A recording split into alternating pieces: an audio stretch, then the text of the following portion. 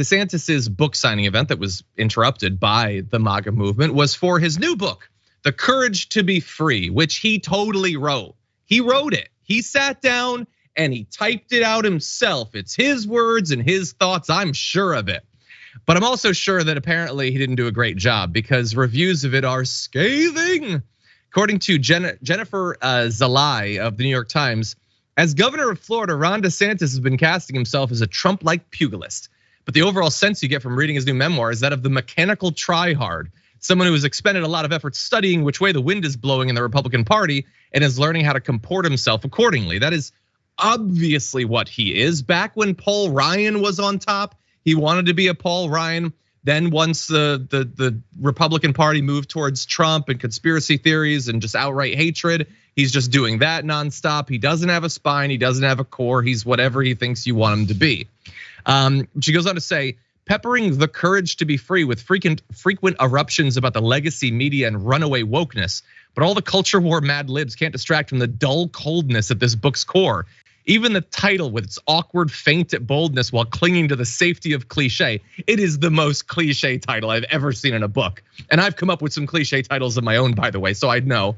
Suggests the anxiety of an ambitious politician who really wants to run for president in 2024 and knows he needs the grievance vote, but is also trying his best to tiptoe around the Trump dragon 100%.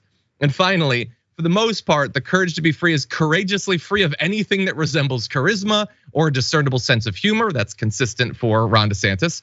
While his first book, Dreams from Our Founding Fathers, was weird and esoteric enough to have obviously been written by a human, this one reads like a politician's memoir churned out by ChatGPT. And that's intended as like a cutting barb or whatever, but it's also entirely possible. And by the way, none of these right-wingers write their own books. They pay ghostwriters to do it.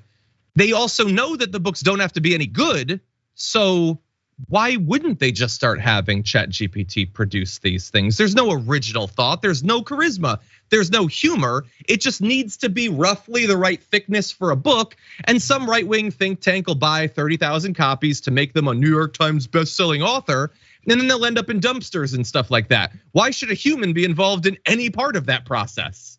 Jared, what do you think?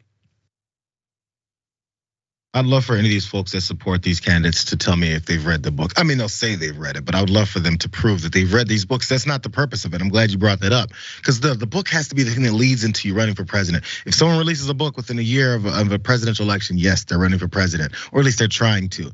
And yeah, and by the way, I actually, this scathing review, there was definitely several moments as you read that of like, ooh, which actually makes me kind of want to read it. It's like watching a bad movie. I like to scroll through Netflix sometimes when I'm bored. I was like, I'm just gonna find a random movie I've never heard of that looks really bad. And I hope it's as bad as it looks, because I enjoy bad movies every once in a while. They're actually very entertaining, as you detail. So this may be one of those in the book form. Yeah, maybe. I sometimes do that too, but it's such an investment. A full movie, I don't know. Anyway, so yeah, again, it doesn't matter. The book could be absolute dog food. It doesn't matter. He's going to be a book bestseller. Some Republicans will actually buy it. They won't read it. They won't have the courage to be literate. But it'll mostly be bought by think tanks. It'll be donor money that'll just gobble up a whole bunch of it. No one will actually read it, and he knows that. He doesn't care. It's all a grift. That's what it is.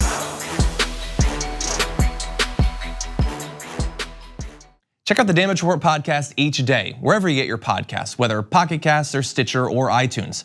You can join me as I give you the news and stories you want, with a range of co-hosts and interview guests jumping in on the fun each day.